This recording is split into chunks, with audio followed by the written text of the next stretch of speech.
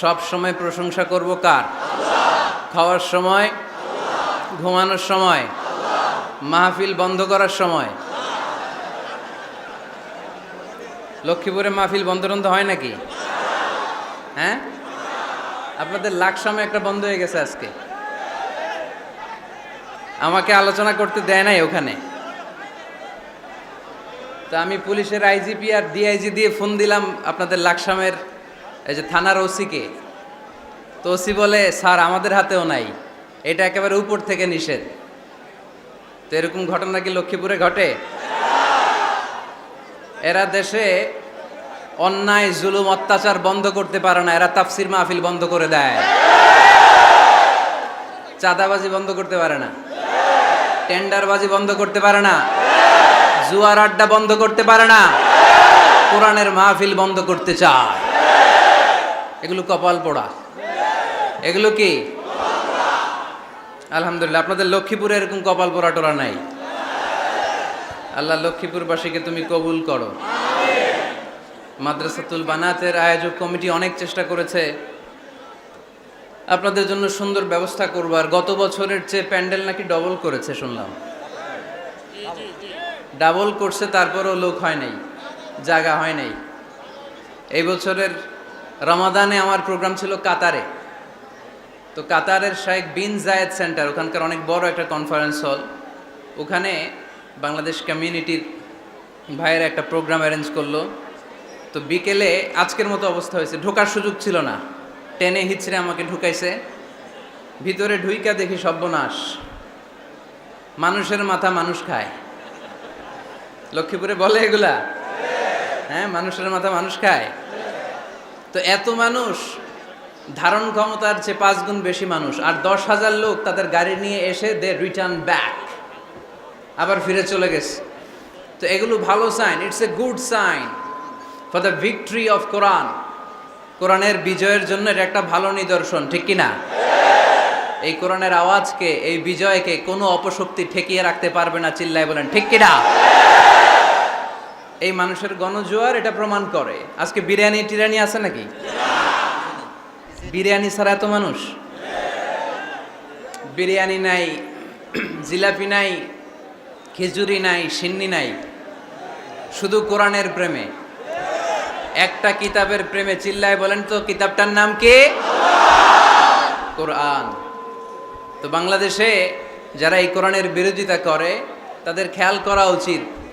They should understand the pulse of the citizen. জনগণের pulse বোঝা উচিত, যে জনগণ কি চায়, জনগণ কোনটাকে পছন্দ করে, জনগণ কোন দিকে ঝুঁকছে, এটা খেয়াল রাখার দরকার আছে না নাই?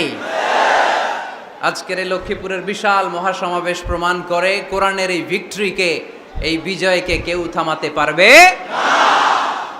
আমরা কোরআনের সাথে থাকতে চাই, আমরা কোরআনকে বন্ধু বানাতে চাই। আমরা দুনিয়াতে যদি কোরআনকে বন্ধু বানাই, আমাদের কবরেও কোরআনকে বন্ধু বানায় দিবে কে? আল্লাহ তুমি আজকের মাহফিলকে কবুল করো। যে ভাইয়েরা, যুবক ভাইয়েরা কষ্ট করে দাঁড়িয়ে দাঁড়িয়ে ধাক্কাধাক্কি করে এই গরমের মধ্যে কথা শুনছে, আল্লাহ তাদেরকে তুমি সাইয়েদনা হামজার সাথে হাসর নসিব করে দাও। যে সমস্ত বোনেরা বিভিন্ন জায়গায় গাদাগাদি করে একসাথে বসে আজকের তাফসির মাহফিল শুনছে, তাদেরকেও তুমি ইসলামের জন্য কবুল করো। ঐতিহ্যবাহী মাদ্রাসাতুল বানাত আল ইসলামিয়া ফাজিল ডিগ্রি বিরাহিমপুর বানাত এতিমখানার উদ্যোগে আজকের এই বিশাল তাফসিরুল কোরআনের মাহফিল। আজকের এই প্রোগ্রামে কথা বলেছেন হাফেজ মাওলানা মোহাম্মদ হাবিবুর রহমান যুক্তিবাদী সাহেব, কথা বলেছেন হজরত মাওলানা নজরুল ইসলাম আশরাফি সাহেব। আসরের সালাতের পর থেকে আরও অনেক ওলামায়ে হজরত এখানে কথা বলেছেন। যারাই কোরআন থেকে কথা বলেছেন, নিঃসন্দেহে সত্য কথা বলেছেন, হক কথা বলেছেন। এই কথাগুলো যেন আমরা আমাদের জীবনে পালন করতে পারি, আল্লাহ তুমি তৌফিক দান করো। যেহেতু গ্যাদারিং খুব বেশি, আলোচনা হবে অল্প।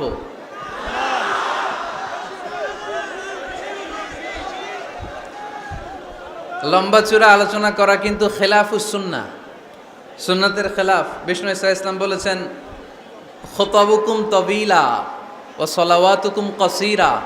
কিয়ামতের আগে তোমাদের ইসলামী বক্তব্যগুলো অনেক লম্বা হয়ে যাবে, আর তোমাদের সালাদগুলো খাটো হয়ে যাবে। Your Islamic lectures will be longer and your salah will be shorter. Lecture হয়ে যাবে লম্বা, আর সালাত হয়ে যাবে ছোট বা খাটো। এই আলামতটা সমাজে আছে না নাই? এখন লম্বা চূড়া বক্তব্য হয়, ওয়াজ শুনতে মানুষের ভাল লাগে, কিন্তু নামাজ ভাল লাগে না। আছে না নাই? লক্ষ্মীপুরে নাই মনে হয়। তারপরে এত ওয়াজ এই দেশে হয়, তার সব যদি কাজে লাগতো, মানে জায়গা মতো যদি ডোজ পড়তো, তাহলে তো এই দেশের মানুষ সব আল্লাহর ওলি হয়ে যেত, চোর বাটপার খুঁজে পাওয়া যেত। কিন্তু ওয়াজ যত হয় তত হেদায়েত হয় না। এর কারণ বাংলাদেশে সবচেয়ে বেশি ওয়াজ শুনে হচ্ছে এই যে মাইকম্যান যারা আছে, এরা সবচেয়ে বেশি ওয়াজ শুনে, তাই না? সেপ্টেম্বর থেকে এদের ওয়াজ শোনা শুরু হয়েছে, কিন্তু দেখবেন অধিকাংশ মাইকম্যান নামাজই পড়ে না।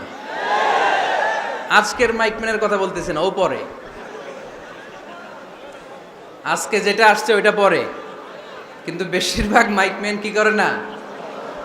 পড়ে না নামাজ। তো এটা প্রমাণ করে যে ওয়াজ যত হচ্ছে আসলে হেদায়েত তত হচ্ছে না।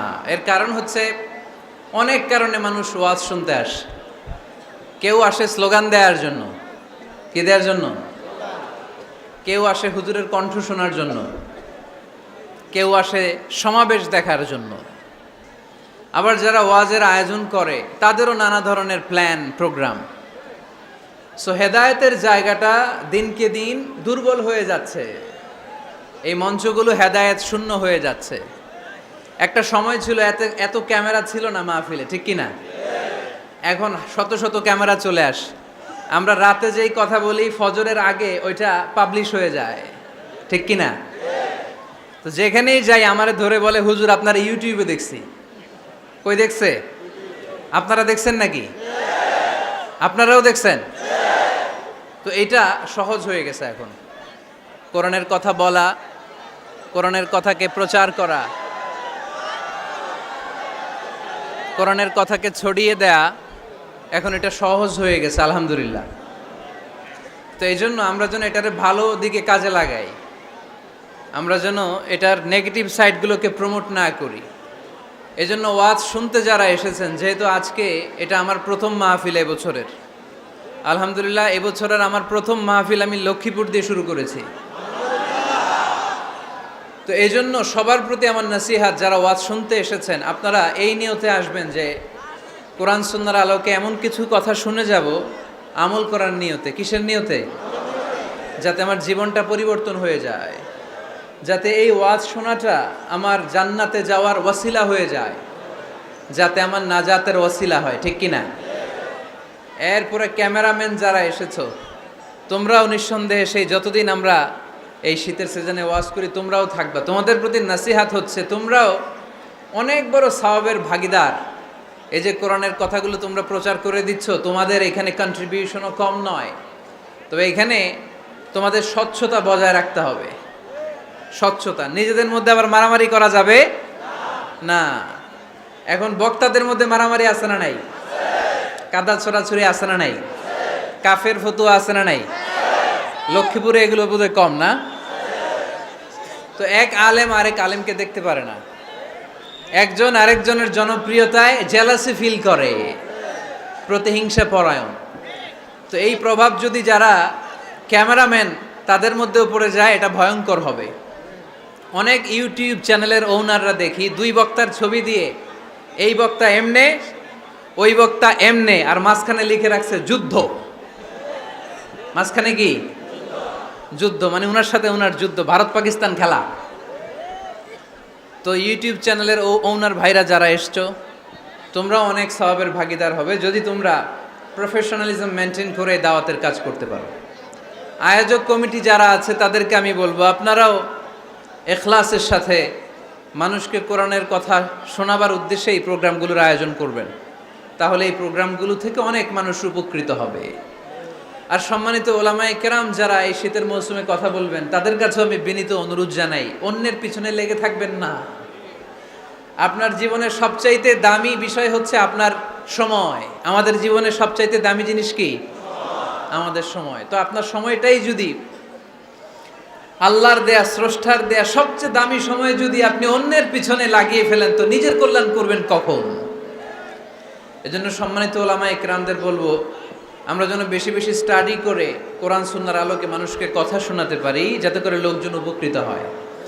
আল্লাহ নাসিহাতগুলো যেন আমরা আমাদের জীবনে কাজে লাগাতে পারি, তুমি তৌফিক দাও। আরো জোরে পড়ি আমিন। আমি আপনাদের খেদমতে আমার খুতবার শুরুতে সূরাতু আল জুমআর 10 নম্বর আয়াত তেলাওয়াত করেছি। কয় নাম্বার শুনতেছেন? কষ্ট হচ্ছে না তো? আমি যখন প্রশ্ন করব আপনাদেরকে আওয়াজ করে উত্তর দিতে হবে। আর এই যে ছেলেরা, কথা বলো না, দোহাই লাগে তোমাদের, কথা বলো না, আওয়াজ করো না, ডিস্টার্ব করো না প্রোগ্রামের, চুপচাপ। লক্ষ্মীপুরের ছেলেরা খুব ভদ্র আমি জানি, একেবারে চুপচাপ। সূরাতুল জুমার 10 নম্বর আয়াতে আল্লাহ তাআলা আমাদেরকে কর্মচঞ্চল হতে বলেছেন, কাজ করে খেতে বলেছেন। কাজে লজ্জা নেই, লজ্জা অলসতায়। কাজে লজ্জা আছে? লজ্জা কিসে? অলসতায়, অকর্মণ্যতায়। লেজিনেস খুব খারাপ, কিন্তু অ্যাক্টিভ হওয়া, এনার্জেটিক হওয়া, এটা নবীদের সুন্নাত, ঠিক কিনা?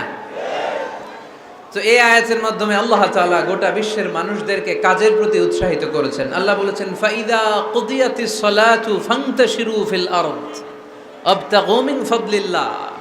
যখন সালাত শেষ হয়ে যায় তখন তোমরা জমিনে ছড়িয়ে পড়ো, প্রত্যেকের ওয়ার্ক প্লেসে চলে যাও, কাজ করো।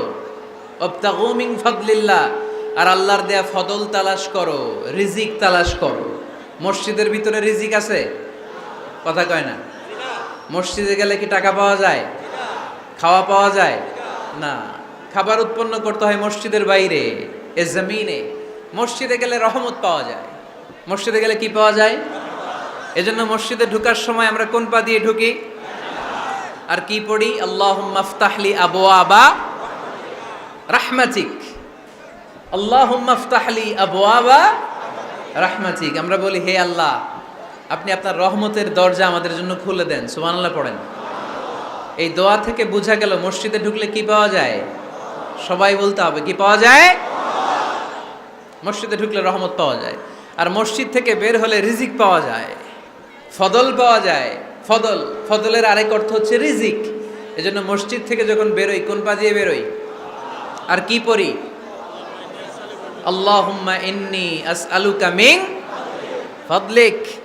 হে আল্লাহ, আপনার কাছে আমি আপনার ফদল চাই, রিজিক চাই। এই ফদলের কথাই আল্লাহ কোরআনে বললেন, ফাইযা কুদিয়াতিস সালাতু ফান্তাশিরু ফিল আরদি ওয়াবতাগু মিন ফাদলিল্লাহ ওয়াযকুরুল্লাহা কাসীরান লাআল্লাকুম তুফলিহুন। সুবহানাল্লাহ পড়েন। আল্লাহ ডেকে বললেন, গোলাম যখন সালাত শেষ হয়ে যায় জমিনে ছড়িয়ে পড়ো, মসজিদে বসে থেকো না। আদেশটা কার? সালাত যখন শেষ মসজিদে বসে থাকার দরকার নাই, জমিনের মধ্যে ছড়িয়ে ছিটিয়ে পড়ো। ওয়াবতাগু মিন ফাদলিল্লাহ, আমার ফদল তালাশ করো, আমার রিজিক তালাশ করো, বেশি বেশি আমাকে স্মরণ করো। সুবহানাল্লাহ পড়েন। তার মানে ইসলামের বিধান হচ্ছে, যখন সালাতের সময় হবে আপনি মসজিদে যাবেন, আবার সালাত শেষ আপনি আপনার কাজে চলে যাবেন। when you are done with your salah spread out to your workplace। কাজ শেষ তো আপনার কর্মস্থলে চলে যান। এটা হচ্ছে ইসলামের নিয়ম। নামাজের আজান যখন হবে সবাই মসজিদে ঢুকবে, সালাম ফিরিয়ে নামাজ শেষ সবাই মসজিদ থেকে বের হয়ে যাবে। শিক্ষক চলে যাবে স্কুলে, কৃষক চলে যাবে ফসলের খেতে, ব্যবসায়ীরা চলে যাবে শপিং মলে, মেম্বার অব দ্য পার্লামেন্ট চলে যাবে সংসদ ভবনে। যে যার কাজের মধ্যে সে তাড়াতাড়ি ইনভলভ হয়ে যাবে। সালাত শেষ, কাজে ঝাঁপিয়ে পড়ো। আদেশটা কার? তাহলে ইসলামে ইবাদতের অ্যাটিটিউডটা বুঝতে পারছেন?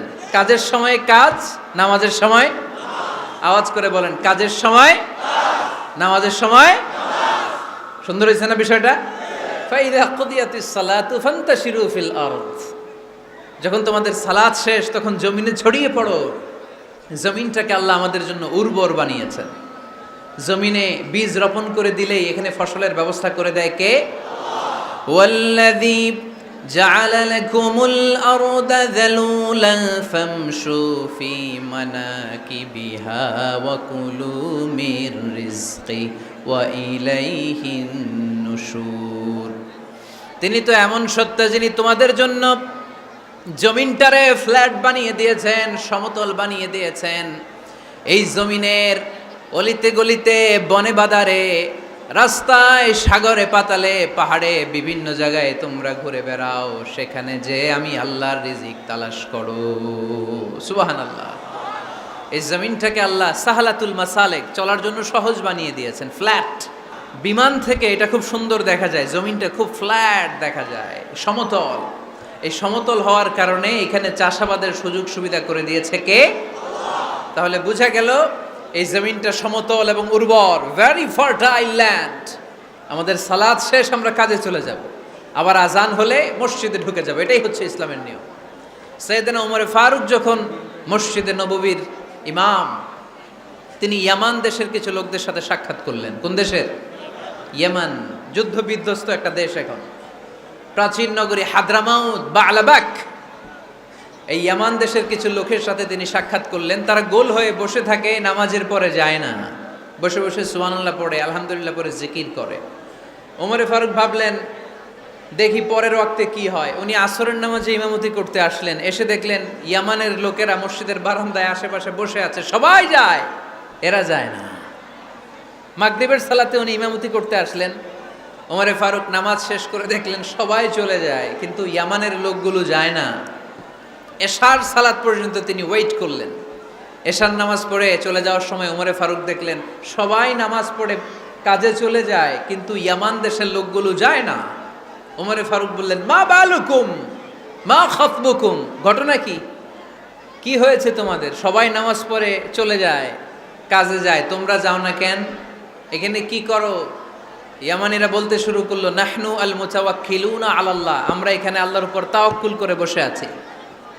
ওমরে ফারুক অবাক হলেন, আনতুম আল মুতাওয়াক্কিলুনা ফিল্লাহ, তোমরা আল্লাহর উপর তাওয়াক্কুল করে বসে আছো? তো এই যে সারাটা দিন ঘাপটি মেরে এখানে বসে থাকলে তোমাদের খাবার আসে কোত্থেকে? উপার্জন হয় কি করে? ইনকাম আসে কোত্থেকে? রুজি রুটি হয় কোত্থেকে? ইয়ামানি লোকগুলো বললো, আমরা এখানে বসে বসে জিকির করি, তেলাওয়াত করি, বুজুর্গের মতো বসে থাকি, আমাদের বুজুর্গিয়া জিকির দেখে আশেপাশের লোকেরা এসে আমাদেরকে খাবার দিয়ে যায়।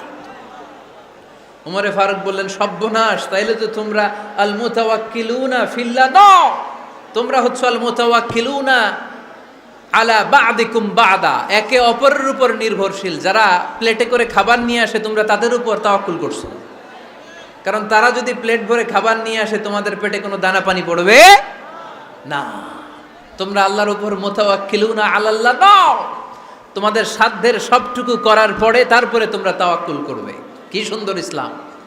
এক সাহাবী বললেন, ইয়া রাসূলুল্লাহ, আমি ওটে চড়ে এসেছি, তো আপনি তো আমাদেরকে তাওয়াক্কুলের ওয়াজ করেছেন, আমি ওটের রশিটা গাছের মধ্যে না বেঁধে যদি শুয়ে থেকে আল্লাহর উপর তাওয়াক্কুল করি, ওটটা থাকবে না? বিশ্বনবী বললেন, না, তোমার ওট থাকবে না, আগে রশি দিয়ে ওটটা বাঁধো, ইআকিলহা সুম্মা তাওয়াক্কাল আলাল্লাহ, আগে টাইট করে রশি দিয়ে গাছের সাথে ওটের রশিটা বাঁধো, এরপর আল্লাহর উপর তাওয়াক্কুল করো। এইটার নাম তাওয়াক্কুল। চিল্লায় বলেন ঠিক কিনা? আপনার পার্টটা আপনার করতে হবে, আপনার যে রোল, এই রোলটা প্লে করতে হবে। আপনার সর্বোচ্চটুকু করার পরে আমরা তাওয়াক্কুল করি একজনের উপর। চিল্লায় বলেন তিনি কে? আল্লাহ। ওমরে ফারুক বললেন, তোমরা মুতাওয়াক্কিলুনা আলাল্লাহ নাও, তোমরা বের হয়ে যাও, খবরদার এরপরে কোনো দিন তোমাদেরকে যেন এই মসজিদের মধ্যে ঘাপটি মেরে গোল হয়ে বসে থাকতে না দেখা যায়। কারণ ফাইদা কুদিয়াতিস সালাতু ফান্তাশিরু ফিল আরদ ওয়াবতাগু মিন ফাদলিল্লাহ, ইসলামের বিধান হচ্ছে যখন নামাজ শেষ মসজিদে বসে থাকা যাবে? চিল্লায় বলেন বসে থাকা যাবে? যাবে না। সর্বোচ্চটুকু করে তারপরে আপনাকে বের হয়ে যেতে হবে। প্রতিদিন সকালবেলা পাখির বাসা থেকে দেখবেন পাখিগুলো খালি পেটে বের হয়ে যায়। আপনাদের এই এলাকায় পাখির বাসা আছে? কি পাখির বাসা আছে? হ্যাঁ, সব পাখি আছে। তো সকালবেলা দেখবেন পাখির বাসা থেকে পাখিগুলো খালি পেটে বের হয়ে যায়। বিকেল বেলায় পাখিগুলোর ওদর পূর্তি করে পেট ভর্তি করে আবার পাখির নিড়ে ফিরিয়ে দেয় কে? কারণ পাখিগুলো তাওয়াক্কুল করেছে কার উপর? পাখিগুলো তাওয়াক্কুল করে যদি পাখির নিড়েই বসে থাকতো, ওদের পেটে খাবার আসতো? কথা বলেন। বিশ্বনবী এটাই বললেন, তাকদু খিমাসান ওয়া তারুহু বিতানান। তোমরা যদি পাখির মতো তাওয়াক্কুল করো, মানে আল্লাহর উপর তাওয়াক্কুল করে জমিনে বের হয়ে যাও, তোমাদেরও রিজিকের দায়িত্ব নিয়ে নিবে কে? সকালবেলা প্রতিটা পাখি না খেয়ে বের হয়ে যায়। একটা পাখির পেটের ভেতরে কোনো দানা পানি নাই, কিন্তু আল্লাহর উপর তাওয়াক্কুল করে পাখিগুলো যখন বের হয়ে যায়, বিকেলবেলা পেট ভর্তি করে, ওদর ভর্তি করে, আবার পাখির নিরে পাখিগুলোরে ফিরিয়ে দেয় কে? পাখিগুলোকে আমাদের মতো খাবার জমা করে রাখতে পারে? আমরা তো 7 দিনের বাজার একবারে করে ফ্রিজে রাখি। পাখিদের ফ্রিজ আছে না? আছে। আমাদের অতিরিক্ত টাকা হলে আমরা ব্যাংকে ব্যালেন্স করে রাখতে পারি, অ্যাকাউন্ট করে রাখতে পারি। পাখিরাও তো অ্যাকাউন্ট করে রাখে না? না, প্রতিদিন না খেয়ে বের হয়। কালকে ওই পাখিটা কি খাবে, কোন জায়গা থেকে তার রিজিকের ব্যবস্থা হবে, আল্লাহ ছাড়া কেউ জানে। এটার নাম তাওয়াক্কুল। এটার নাম কি? আমাদের সাধ্যের, আমাদের ক্যাপাসিটি, আমাদের ক্যাপাবিলিটির সবটুকু করে আমরা তাওয়াক্কুল করি একজনের উপর। চিল্লায় বলেন, চিনি কে? এজন্য ইসলাম আমাদেরকে শিখায়, সালাত যখন শেষ, বের হয়ে যাও, কাজে নেমে পড়ো। কাজে কোনো লজ্জা নাই, পরিশ্রমে কোনো লজ্জা আছে? যিনি রিক্সা চালায় এতে তার কোনো লজ্জা আছে? দিনমজুর, কুলি, ঠেলা গাড়ি চালায়, ছোট্ট ব্যবসা করে, এতে কোনো লজ্জা আছে? লজ্জা নাই। খেয়াল রাখবেন, লজ্জা হচ্ছে অলসতায়। লজ্জা কিসে? বিষ্ণু ঈসা ইসলাম বলেছেন, মা আকালা আহাদুন তুআমান কাত্তু খায়রুম মিন আইয়াকুলা মিন আমালি ইয়াদি। নিজ হাতে উপার্জিত খাবারের চেয়ে, অর্থের চেয়ে শ্রেষ্ঠ খাবার পৃথিবীর কোনো মানুষ কোনোদিন ভক্ষণ করে নাই। চিল্লায় কোন সুবহানাল্লাহ। শ্রেষ্ঠতম খাবার নিজ হাতে উপার্জিত খাবার। ঘাম জড়িয়ে যে অর্থ উপার্জন করা হয়, যে ইনকাম করা হয়, এটা হালাল। আর হালাল খেয়ে দোয়া করলে কবুল করে কে? এজন্য খেটে খাওয়া মানুষ, শ্রমজীবী মানুষ আর মেহনতি মানুষদেরকে বিশ্বনবী খুব ভালোবাসতেন। তারা বিশ্বনবীর বন্ধু, আর বিশ্বনবী ছিল তাদের বন্ধু। সুবহানাল্লাহ পড়েন। এত ভালোবাসতেন বিশ্বনবী খেটে খাওয়ার মেহনতি মানুষদেরকে। সব সময় বিষ্ণু ইসলাম তাদের জন্য দোয়া করতেন। এজন্য যারা খেটে খায় তারা কপালওয়ালা, তারা মুস্তাজাবুদ দাওয়া। তারা কি? মুস্তাজাবুদ দাওয়া মানে এমন ব্যক্তি, যে ব্যক্তি দোয়া করতে দেরি হয় কিন্তু দোয়া কবুল হতে দেরি হয় না। আপনারা এখানে ব্যবসা করেন কে কে? দেখি তো, হাত তুলেন তো। ব্যবসা, মাশাআল্লাহ, অনেক ব্যবসায়ী আছে তো দেখি। আচ্ছা, হাত নামান। চাকরি করেন কে কে? চাকরি, চাকরিও তো অনেক করে দেখি, হাত নামান। প্রবাসী, ছুটিতে দেশে আসছেন। হুজুর আমি আছি, কই? আপনি দেখতে আসছেন? মাশাআল্লাহ। কোন দেশে থাকেন? সৌদি আরব। আলহামদুলিল্লাহ। সৌদিতে ভাল লাগে নাকি সৌদি স্বপ্নের দেশ, খাটতে খাটতে জীবন শেষ? ইনশাআল্লাহ। আচ্ছা, ইউনিভার্সিটির স্টুডেন্ট আছো কারা কারা দেখি? মাশাআল্লাহ, হাত নামাও।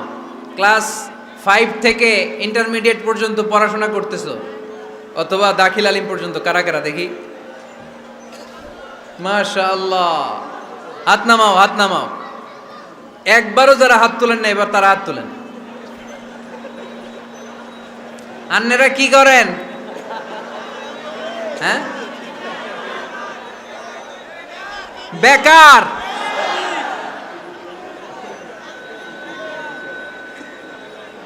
বাংলাদেশে চাকরির বাজার খুব মন্দা, ঠিক কিনা? বাংলাদেশ ইন্ডিয়াতে চাকরি পেতে অনেক কষ্ট। সামান্য একটা পদের জন্য যেখানে চেয়েছে ক্লাস 8 পাস, এখানে ডবল মাস্টার ডিগ্রি অ্যাপ্লাই করছে কয়েক লক্ষ। এজন্য আমাদেরকে উদ্যোক্তা হতে হবে। You have to be the entrepreneur. আমাদের উদ্যোক্তা দরকার, বেশি বেশি নতুন নতুন উদ্যোক্তা।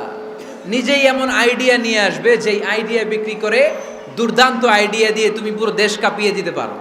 পারা যাবে না লক্ষ্মীপুরের ছেলেরা? আইডিয়ার অনেক দাম। You have to generate new ideas. নতুন নতুন আইডিয়া এনে মানুষ গোটা বিশ্বকে তাক লাগিয়ে দিচ্ছে। এই যে গত কয়েক বছর আগে কারের একটা রাইড চালু হয়েছে, নাম হয়েছে উবার। কি নাম? ঢাকায় যারা চলাফেরা করেন তারা হয়তো চড়েছেন, উবারের নাম শুনছেন না?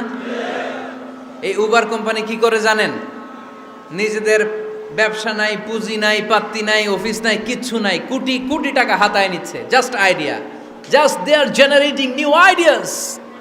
নতুন নতুন আইডিয়া দিয়ে গোটা বিশ্ব কাঁপিয়ে নিয়েছে একটা মোবাইল অ্যাপসের মাধ্যমে। কিসের মাধ্যমে? Mobile apps. একটা কোম্পানি খুলেছে, গোটা বিশ্বের সব প্রাইভেট কারওয়ালারা ওইখানে রেজিস্ট্রেশন করে আপনি মোবাইলে কোথায় যাবেন, কোত্থেকে যাবেন লিখবেন, গাড়ি আপনার বাড়ির সামনে এসে হাজির। তার একটা পার্সেন্টেজ ওই উবার কোম্পানি পায়। ইউনাইটেড স্টেটস অফ আমেরিকার একটা স্টেট আছে সান ফ্রান্সিসকো, ওইখান থেকে শুরু করছে। 775টা সিটিতে ওদের অপারেশন আছে। বাংলাদেশে ঢাকাতেও আছে, আমি মালয়েশিয়াতে থাকি, ওখানেও আছে, ওখানেও আমরা চড়ি। প্রায় 63টা দেশে ওদের কাজ বাজ আছে। গত বছরে 2018 সালে ওদের প্রফিট ছিল, রেভিনিউ ছিল 11.27 billion US dollar, 11.27 US billion dollar. Just they are selling their ideas. নতুন নতুন আইডিয়া দিয়ে গোটা বিশ্ব কাঁপাচ্ছে। এই উবার যখন চালু হলো, আমি তখন মালয়েশিয়ায়, শুনলাম বাংলাদেশে নতুন আর একটা বাইর হইছে, পাঠাও। কি নাম? এটা বোধহয় সারা বাংলাদেশ ব্যাপী হয় নাই, 3টা জায়গায়, সিলেটে, চট্টগ্রামে আর ঢাকায়। এরা আরো চালাক। বাংলাদেশের ছেলেপেলেদের মাথায় চিকন চিকন অনেক বুদ্ধি। এরা ভাবলো এই উবার দিয়ে আর আমরা কত আগাবো, আমাদের গাড়ি আরো ছোট করতে হবে। এরা মোটরসাইকেল রাইড দেওয়া শুরু করছে। জ্যামের শহর ঢাকা, চিপা চাপা দিয়া এরা আপনারা নিয়ে জায়গা মতো পৌঁছায় দিবে। তো এই যে উবারের পরে আমাদের ছেলেরা বানাইলো পাঠাও। এরপরে কত কিছু বানাচ্ছে ছেলেপেলেরা, আমি তো এগুলো দেখে অবাক। রকমারি.com নাম শুনছো? বিক্রয়.com নাম শুনছো? ঘরে বসে বসে কোটি কোটি টাকা হাতিয়ে নিচ্ছে তারা। Just they are selling their ideas. যেহেতু আমাদের চাকরি কম, ওই চাকরির বাজারে আমরা লাইন দিতে চাই না। আমাদের মেধাকে খাটিয়ে খাটিয়ে আমরা নতুন তরুণ উদ্যোক্তা বানাতে চাই। চিল্লায় বলো ঠিক কিনা? উদ্যোক্তা যত বাড়বে ততই দেশের কল্যাণ হবে। মানুষ তাদের আইডিয়াকে কাজে লাগিয়ে গোটা বিশ্বকে তাক লাগিয়ে দিচ্ছে। আমরা আমাদের সমতল ভূমিতে চাষ করতে চাই না। মালয়েশিয়াতে একটা এলাকা আছে ক্যামেরুন হাইল্যান্ড, ওরা পাহাড়ের মধ্যে চাষাবাদ করে গোটা মালয়েশিয়ার খাদ্যদ্রব্যের অভাবকে মুক্ত করে দিয়েছে। পাহাড়ের মধ্যে ওখানে ফুলের বাগান, ক্যামেরুন হাইল্যান্ড প্রায় 6000 ফিট উঁচু, প্রচণ্ড ঠান্ডা। এই ঠান্ডা পাহাড়ি হিল ট্রাক্স এরিয়াতে মালয়েশিয়ার এই ক্যামেরুন হাইল্যান্ডে ওখানে আছে ফুলের বাগান, আছে ফলের বাগান, আছে চায়ের বাগান, ওখানে মধুর চাষ হয়, ওখানে শাকসবজি চাষ হয়, ওখানে অনেক কিছু চাষাবাদ হয়। ওই ফলমূল শাকসবজি দিয়ে গোটা মালয়েশিয়ার 14টা স্টেটে যত শাক সবজি ফলমূল লাগবে ওরা আঞ্জাম দেয়। আর আমরা আমাদের সমতল ভূমিতে চাষ করতে চাই না। আমরা চাষাবাদকে খুব লজ্জা মনে করি, এটা ভুল আইডিয়া। আমাদের যে এলাকা যেই জিনিসের জন্য বিখ্যাত ওইটাকে আমাদের ব্র্যান্ডিং করতে হবে। লক্ষ্মীপুর কিসের জন্য বিখ্যাত? নারিকেল সুপারি। নারিকেল সুপারি যে পৃথিবীর কত মানুষ, ইন্দোনেশিয়ান লোকেরা মুড়ির মতো খায় নারিকেল আর সুপারি। তো এইটারে আমাদের ব্র্যান্ডিং করতে হবে। যেই দেশে যেটা আছে, যে এলাকা যেই পণ্যের জন্য বিখ্যাত ওইটা আমাদের ব্র্যান্ডিং করতে হবে। আমাদের আদমজির জুট মিল বন্ধ না? ভাওয়ানি জুট মিল বন্ধ।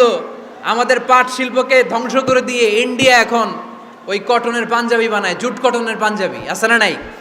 পুরা বাংলাদেশের মার্কেট এই জুট কটনের পাঞ্জাবি দিয়ে সয়লাভ।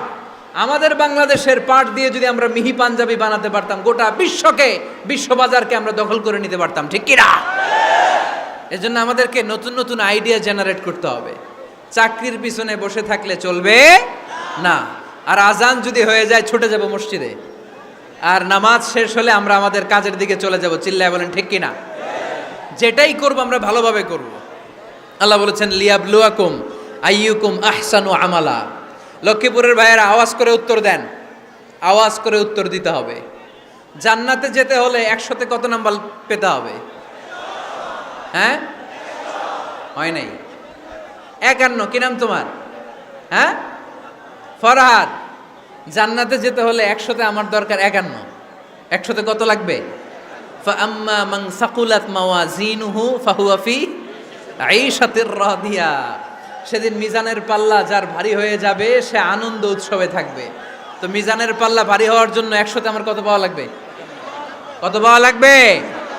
51 পেলেই হয়ে যাবে। এজন্য আল্লাহ বলছেন লিয়াবলুয়াকুম আইয়ুকুম আহসানু আমালা, যেটাই করবে ভালোভাবে করবে।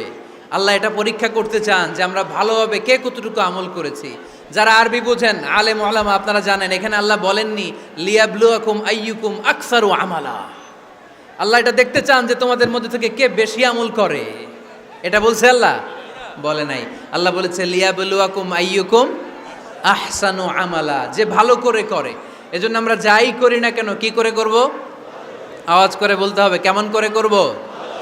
যে কোনো কাজ করো না ভাই, যে কোনো কাজ করো তা যেন হয় সবার চেয়ে সবচেয়ে সুন্দর। পড়েন, যে কোনো কাজ করো না ভাই, যে কোনো কাজ করো তা যেন হয় সবার চেয়ে সবচেয়ে সুন্দর। পড়েন, যে কোনো কাজ করো না ভাই, যে কোনো কাজ করো তা যেন হয় সবার চেয়ে সবচেয়ে সুন্দর। হোক না সেটা পড়া লেখা, রঙের ভাষায় ছবি আঁকা। পড়েন, হোক না সেটা পড়া লেখা, রঙের ভাষায় ছবি আঁকা। হোক না সেটা সামান্য কাজ কিংবা মহত্তর, তা যেন হয় সবার চেয়ে সবচেয়ে সুন্দর। যে কোনো কাজ করো না ভাই, যে কোনো কাজ করো তা যেন হয় সবার চেয়ে সবচেয়ে সুন্দর। চিৎকার করে বলেন ঠিক কিনা? আমরা যেটাই করি না কেন এটা ভালো করে করার দরকার আছে না নাই? এজন্য কাজে আর শ্রমে কোনো লজ্জা নাই। লজ্জা হচ্ছে অলসতায়। লজ্জা কিসে? অলসতায়। বিষ্ণু ইসা ইসলামের কাছে এক সাহাবী এসে বলল, ইয়া রাসূলুল্লাহ আ'তিনি শাইআন, আপনি আমাকে কিছু দান করেন, আমার কিছুই নাই। বিষ্ণু বললেন, তোমার কিছু নাই? সাহাবী বললেন, ইয়া রাসূলুল্লাহ ঘরে আমার শুধু দুইটি জিনিস আছে। কয়টা? চিল্লায় বলেন কয়টা? এক হচ্ছে একটা জামা, দুই হচ্ছে পানি খাওয়ার একটা জগ। বিষ্ণু বললেন, এই দুইটাই নিয়ে আস। বিশ্বনবীর কথা শুনে ওই সাহাবী ঘর থেকে জামা নিয়ে আসলেন, পানি খাওয়ার জগ নিয়ে আসলেন। বিশ্বনবী সাল্লাল্লাহু আলাইহি ওয়াসাল্লাম ওনার মুবারক হাত দিয়ে এক হাতে জামা ধরে আরেক হাতে পানির জগটা ধরে সাহাবীদের দিকে উদ্দেশ্য করে বললেন, মাইয়াশতারি হাদাইন, এই দুইটা জিনিস কেনার মতো কে কে আছে দেখি? কয়েকজন হাত তুলল। বিশ্বনবী বললেন, কত দিয়ে কিনবা? এক সাহাবী বলে, ইন্নী আশতারিহিমা বিদিরহাম, ও নবী যদিও এগুলো আমার দরকার নাই, কিন্তু আপনি যেহেতু নিলামে ডাক তুলেছেন, ইয়া রাসূলুল্লাহ ইয়া হাবিবাল্লাহ, আপনার সম্মানে আমি 1 দিরহাম দিয়ে দুইটা জিনিস কিনে নেব। 1 দিরহাম, একটা জামা, একটা পানি খাওয়ার জগ, দাম কত? 1 দিরহাম।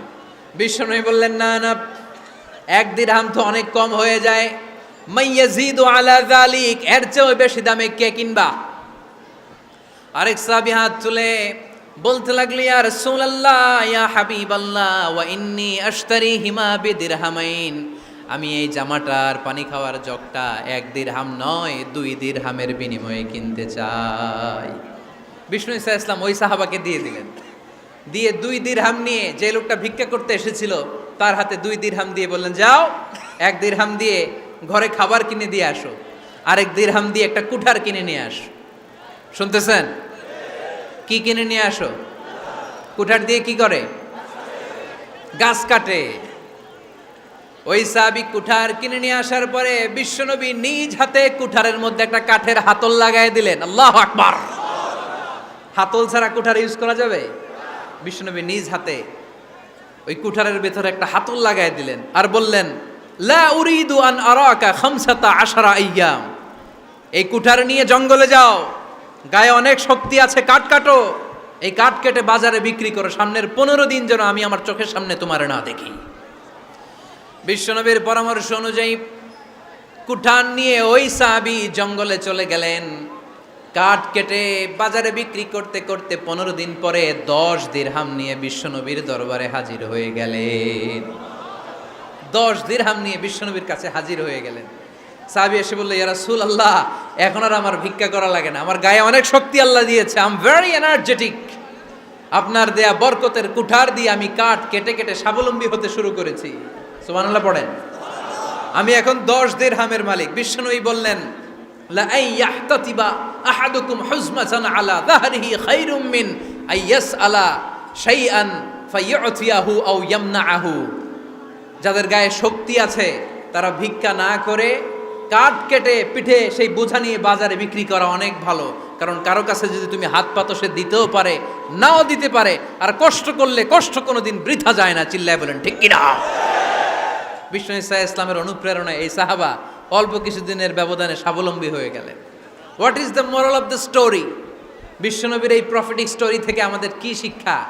লেসন নাম্বার 1, বিশ্বনবী চাইলেই ওই 2 দিরহাম দিয়ে বলতে পারতো যাও খাবার দাবার কিনে ফ্যামিলিতে দিয়ে আসো। সে ওই 2 দিরহাম নিয়ে খাবার দাবার কিনে ফ্যামিলিকে খাইয়ে রাত্রে আবার ভিক্ষায় নামতো। কথা কন, রাত্রে কি করতো? ভিক্ষায় নামতো। বিষ্ণু ইসা ইসলাম তাকে কাজ করে খাওয়ার জন্য উৎসাহ দিলেন। পাশাপাশি বিষ্ণু ইসা ইসলাম পার্মানেন্ট সলিউশন দিলেন। এজন্য পার্মানেন্ট সলিউশনের ব্যবস্থা করতে হবে। অনেকে আমরা জাকাত দেই, জাকাতের শাড়ি দেই, জাকাতের লুঙ্গি দেই, আছে না নাই? লক্ষ্মীপুরে এরকম দেয় নাকি? কি দেয়? হ্যাঁ, গাড়ি গাড়ি দেয়, শাড়ি না। জাকাতের শাড়ি, জাকাতের লুঙ্গি বলতে কোনো কথা ইসলামে নাই। এগুলো খুব কম দামি শাড়ি, যাদেরকে এগুলো দেয়া হয় তাদেরকে অপমান করা হয়, ঠিক কি না? আল্লাহ বলেছেন ওয়ালাকাদ কাররামনা বানি আদম, I have dignified the status of the sons of Adam. আমি আদমের সব সন্তানদেরকে সম্মানিত করেছি। সুবহানাল্লাহ পড়েন। আপনাদের চেয়ে সম্মানিত কেউ আছে? মানুষের চেয়ে সম্মানিত গোটা বিশ্বে আর কোনো মাখলুকাত আছে? নাই। এজন্য জাকাতের শাড়ি দেয়া যাবে না, জাকাতের লুঙ্গি দেয়া যাবে না। জাকাতের শাড়ি আপনারা দেখছেন? এটারে একবার ধোয়ার পরে দ্বিতীয়বার পরা যায় না। মশারি কি পাতলা, এর চেয়েও পাতলা। এই জন্য জাকাতের শাড়ি, জাকাতের লুঙ্গি বলতে ইসলামে কোনো পরিভাষা নাই। আপনাকে স্বাবলম্বী করে দেওয়ার চেষ্টা করতে হবে। যারা লক্ষ্মীপুর জেলায় বিজনেস ম্যাগনেট আছেন তারা একসাথে হয়ে একটা স্ট্রং জাকাত ম্যানেজমেন্ট প্ল্যাটফর্ম করতে পারেন, যেখান থেকে আপনারা বিভিন্ন থানায়, বিভিন্ন গ্রামে বাছাই করে করে কিছু ভাইদেরকে জাকাত দিতে পারেন স্বাবলম্বী করার উদ্দেশ্যে। যেই ফ্যামিলিকে আছে, কি নাম এটার? পল্লী উন্নয়ন ক্লাব। মাশাআল্লাহ, জাকাত ফান্ড দিয়ে বিদেশে লোক পাঠায়। এর চেয়ে সুন্দর পদ্ধতিতে জাকাত বিতরণ আর হতে পারে? যেই লোকটাকে, যেই ছেলেটাকে বিদেশে পাঠানো হয়েছে ওই ফ্যামিলিটা আর কোনোদিন জাকাতের শাড়ি নেওয়ার জন্য লাইনে দাঁড়াবে? যেই ছেলেটাকে ওনারা অস্ট্রেলিয়ান গাভী কিনে দিছে, দুধ বিক্রি করে যেই ফ্যামিলিটা স্বাবলম্বী হতে শুরু করেছে, তারা আর কোনোদিন জাকাতের লাইনে যেয়ে দাঁড়াবে না। এজন্য জাকাত দিতে হবে স্বাবলম্বী করার জন্য। ইসলাম আমাদেরকে এটাই শিখিয়েছে, কাজ করে খেতে হবে। কাজে লজ্জা নেই, লজ্জা হচ্ছে অলসতায়। লজ্জা কিসে? আজকের আলোচনা থেকে এটা মুখস্থ করে নিতে হবে, কাজে লজ্জা নেই।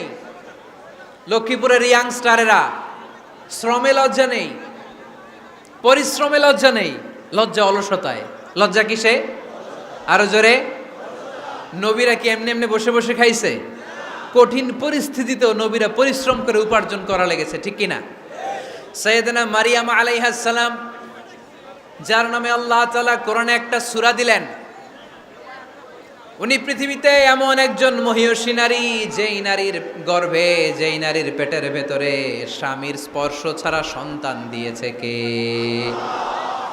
সাইয়েদনা ঈসা আলাইহিস সালাম পেটে আসলেন। মারিয়াম আলাইহিস সালাম লজ্জা পেলেন। হায় হায়, কেমন করে এলাকাবাসীদের কাছে আমি আমার মুখ দেখাবো? বিয়ে করি নাই, স্বামী নাই, বিয়ে হয় নাই, স্বামী নাই, কিন্তু পেটে সন্তান চলে এসেছে। হায় হায়, এলাকায় কেমনে মুখ দেখাবো? লজ্জায় পড়ে মারিয়াম আলাইহিস সালাম এলাকা থেকে চলে গেলেন। কি অবাক করা কাণ্ড! বাচ্চা ভূমিষ্ঠ হওয়ার জন্য, বড় হওয়ার জন্য 6 মাস 7 মাস লাগে নাই, পেটে বাচ্চা আসার সাথে সাথে বাচ্চাটারে বড় করে দিয়েছে কে? সাইয়েদাতুনা মারিয়াম আলাইহিস সালাম এবার বসে পড়লেন, বুঝতে আরম্ভ করলেন প্রেগন্যান্সির পেইন উঠেছে।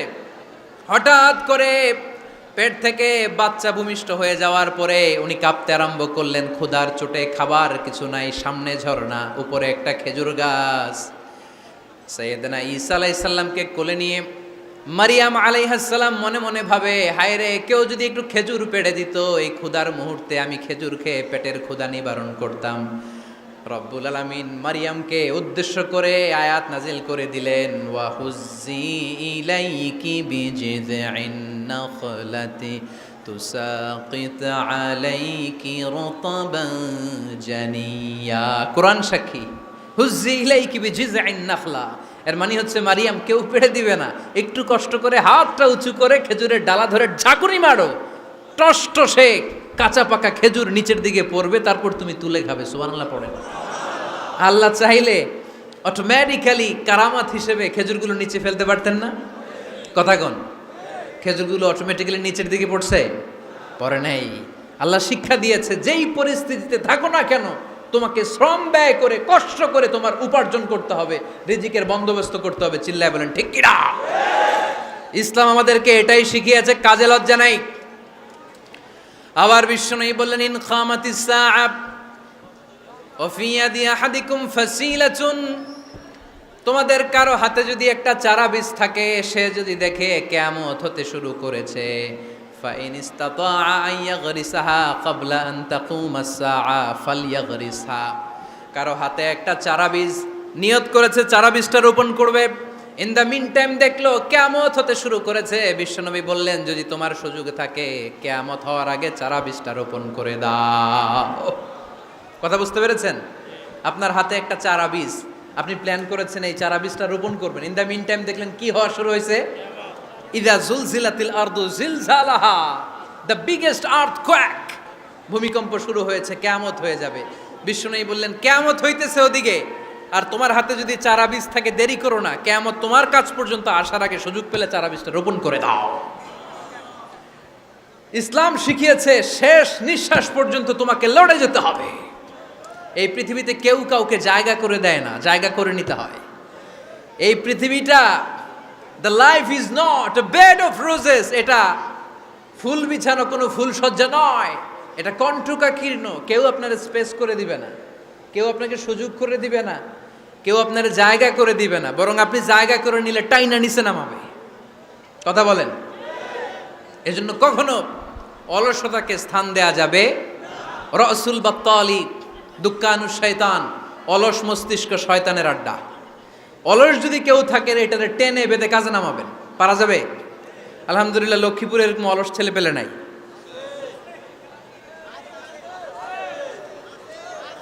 আছে? আমরা আজকে অলসতাকে নো বলে যাবো এই মাহফিল থেকে। অলসতাকে আমরা কি বলবো? আওয়াজ করে বলতে হবে, অলসতাকে কি বলবো আমরা? মুমিনের জীবনে কোনো অলসতা নাই। অলস হয় মুনাফিকরা। অলস হয় কারা? চিল্লায় বলতে হবে। মুমিনরা অলস হয়? অলস হয় কারা? এজন্য কোরআনে আল্লাহ একথাও বলে দিলেন, ওয়াইদা কামু ইলাস সালাতি কামু কুসালা ইউরাউনান নাসা ওয়ালা ইয়াযকুরুনাল্লাহা ইল্লা কালিলা। সুবহানাল্লাহ পড়েন। মুনাফিকরা যখন মানুষকে দেখানোর জন্য নামাজে যায়, ওই নামাজে তাদের ইখলাস নাই, ওই নামাজের ভেতরে তাদের কোনো খুশু খুদু নাই, ওই নামাজের ভেতরে আছে শুধু অলসতা। ওই নামাজে কি আছে? কিন্তু আমরা যখন নামাজে যাই আমাদের অলসতা আছে? আমরা নামাজ পড়লে আমাদের হৃদয়টারে সজীব করে দেয় কে? আমরা ওযু করলে আমাদের মনটাকে চাঙ্গা করে দেয় কে? আমরা মসজিদে ঢুকলে হৃদয়টাকে প্রাণবন্ত করে দেয় কে? মুমিন ওযু করলে চাঙ্গা হয়। বিষ্ণু ঈসা ইসলাম বললেন, ইয়াকিদু শাইতানু আলা কাফিয়াতি রাসি আহাদিকুম ইদা নাম। খেয়াল করে শুনবেন লক্ষ্মীপুরের ভাইয়েরা, চমৎকার একটা হাদিস। আমরা যখন ঘুমোতে যাই, শয়তান আমাদের প্রত্যেকের মাথার পিছনে 3টা অলসতার গিট মারে। কয়টা? আওয়াজ করে বলেন। 3টা অলসতার গিট মারে। ইয়াকিদু শাইতানু আলা কাফিয়াতি রাসি আহাদিকুম সালাসা উকাব। 3টা গিট মারে যখন আমরা ঘুমোতে যাই। অলসতার 3টা গিট মেরে আমাদের কানের সামনে এসে ফিস ফিস করে মন্ত্র পড়তে থাকে, আলাইসা লাইলুন তাওয়িলুন ফারকুদ, আলাইসা লাইলুন তাওয়িলুন ফারকুদ। বিশাল লম্বা রাত, ঘুমাও, অনেক সময় আছে, ঘুমাও। রাত 5টা বেজে যাচ্ছে, তাহাজ্জুদের সময় শেষ হয়ে যাচ্ছে, তখনও শয়তান বলে রাত অনেক লম্বা, ঘুমাও। ফজরের সময় পার হয়ে যাচ্ছে, সূর্য উঠে যাচ্ছে, শয়তান বলে আলাইসা লাইলুন তাওয়িলুন ফারকুদ, এখনো অনেক সময় আছে, লম্বা লম্বা লম্বা চৌড়া রাত পড়ে আছে, তুমি ঘুমাও। বিশ্বনবী বললেন ফাইনিস্তাইকাযা ওয়া যাকারাল্লাহ ইনহাল্লাত উকদা। আমার উম্মতের কেউ যখন ঘুম থেকে জেগে ঘুম থেকে ওঠার দোয়া পড়া শুরু করে দেয়, অলসতার প্রথম গিটটা সাথে সাথে খুলে দেয় কে? আপনি ঘুম থেকে উঠেই যখন ঘুম থেকে ওঠার দোয়া পড়বেন, আপনার অলসতার প্রথম গিট খুলে দেয় কে? ঘুম থেকে ওঠার দোয়াটা কি? আলহামদুলিল্লাহিল্লাযী আহইয়ানা বা'দামা আমাতানা ওয়া ইলাইহিন নুশুর। প্রশংসা সে আল্লাহ, যে আল্লাহ আমাদেরকে লম্বা একটা ঘুম শেষে, মৃত্যু শেষে আমাদেরকে ঘুম থেকে উঠালেন। এই দোয়াটা পড়ার সাথে সাথে শয়তান যে 3টা গিট মারছে, ওই 3টার একটা খুলে দেয় কে? ফাইন তাওয়াদ্দা ইনহাল্লাত উকদা। ঘুম থেকে জেগে ঘুমের দোয়া পড়ার পরে যখন কেউ ওযু করে ফেলে, অলসতার দ্বিতীয় গিটটাও খুলে দেয় কে? ওযু করার পরে ফাইন সাল্লাত ইনহাল্লাত উকদা, নামাজের মুসল্লায় দাঁড়িয়ে যখন নামাজ শুরু করে দেয়, অলসতার 3 নাম্বার গিটটাও খুলে দেয় কে? 3টা গিট যখন খুলে দেয়, বিষ্ণু ইসা ইসলাম বললেন ফাআসবাহা নাশীতাল কলব। নাশীত, তখন মুমিন বান্দা সজীব হয়ে ওঠে, প্রাণবন্ত হয়ে ওঠে, উচ্ছ্বসিত হয়ে ওঠে। ওয়া ইল্লা খাবিসান নাফসি কাসলান, আর যদি ঘুমিয়ে থাকে, 3টা গিট তার মাথার পেছনে শয়তানের অলসতার লেগে থাকে, তাহলে তার দিনটা শুরু হয় অলসতা দিয়ে, আর সে হয় অলসতার রাজা। চিল্লা এখন ঠিক কিনা? এজন্য আমরা কি অলস হতে চাই না কর্মঠ হতে চাই? কোন নবীরা কি অলস ছিলেন? পৃথিবীতে কোন নবী অলস ছিলেন? সব নবী কর্মঠ ছিলেন। বিষ্ণু ইসা ইসলাম বললেন মা বাআসাল্লাহু নাবিয়্যান ইল্লা রাআল গানাম। এই পৃথিবীতে এমন কোন নবী নাই যেই নবী বকরি চড়ায় নাই। কি চড়ায় নাই? বকরিরে আপনারা লক্ষ্মীপুরের ভাষায় কি বলেন? কি বলেন? ছাগল। তো পৃথিবীতে এমন কোন নবী নাই যেই নবী কি চড়ায় নাই? ছাগল চড়ায় নাই। সাহাবারা বললেন ইয়া রাসূলুল্লাহ আনতা কাযালিক, আপনিও ছাগল চড়াইছেন? বিষ্ণু ইসা ইসলাম বললেন না, আমিও ছাগল চড়িয়েছি। ওয়া ইন্নী আরআহা আলা কারারাইতি আহলি মক্কা, আমি তো মক্কাবাসীদের অল্প কিছু পয়সার বিনিময়ে তাদের ছাগলগুলোকে চড়িয়ে দিতাম। সুবহানাল্লাহ পড়বেন না? বিষ্ণু ইসা ইসলাম ছাগল চড়াতেন। ছাগল চড়ানো সহজ কাজ না কঠিন কাজ? কেন কঠিন এটা? হ্যাঁ, টেরা খুঁটি মারে। হ্যাঁ, কি করে? বসে থাকতে হয়। তো ছাগল যারা পালে তারা জানে ছাগল পালা কত কষ্ট। ওরে ডানে টান দিলেও কই যায়? রশি ধরে বায়ে টান দিলে কই যায়? সামনে টানলে কই যায়? পিছনে টানলে কই যায়? সারা সপ্তাহ আপনি সময় পান না এটারে গোসল করাবেন। ভাবলেন আজকে জুমার দিন আমিও গোসল করি, এটারও গোসল করাই। এটারে আপনি পুকুর ঘাটে নিবেন, টান দিছেন, ওর বাপের কিরা ও 1 ইঞ্চিও সামনে যাবে না। ঠিক কি না? এই টেরা প্রাণী আল্লাহর কি কি মহিমা! আল্লাহ তাআলা পৃথিবীর সবচেয়ে শ্রেষ্ঠতম মানুষদেরকে ছাগল চড়িয়ে ছেড়েছেন। ঠিক কি না? মা বাআসাল্লাহু নাবিয়্যান ইল্লা রাআল গানাম। এই পৃথিবীতে এমন কোন নবী ছিল না যে নবীরা ছাগল চড়ায় নাই।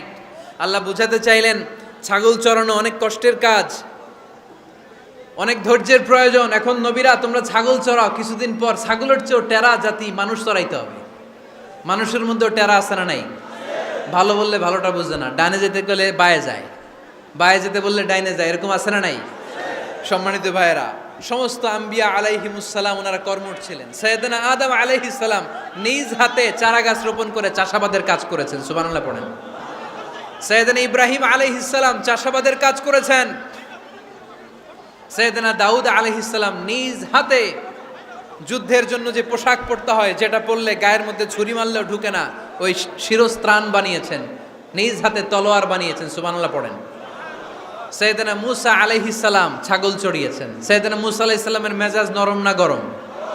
নবীদের মধ্যে সবচেয়ে বেশি মেজাজওয়ালা নবী ছিলেন মূসা আলাইহিস সালাম। উনিও 8 থেকে 10 বছর সাইয়েদনা শুআয়ব আলাইহিস সালামের এরিয়াতে ছাগল চড়িয়েছেন। চিল্লায় বলেন সুবহানাল্লাহ।